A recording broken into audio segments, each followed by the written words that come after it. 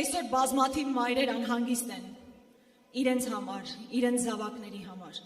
Եվ ես այդ վստահությունը ուզում եմ փոխանցել սիրելի մայրերին, որ ես էլ որպես մայր ամենաշատը խաղաղություն եւ անվտանգություն եմ ուզում։ Եվ մենք դրան հասնելու ենք։ Իրական խաղաղություն լինելու է եւ մենք դա բերելու ենք։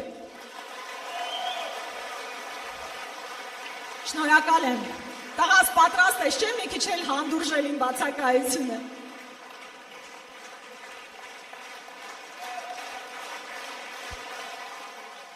Մենք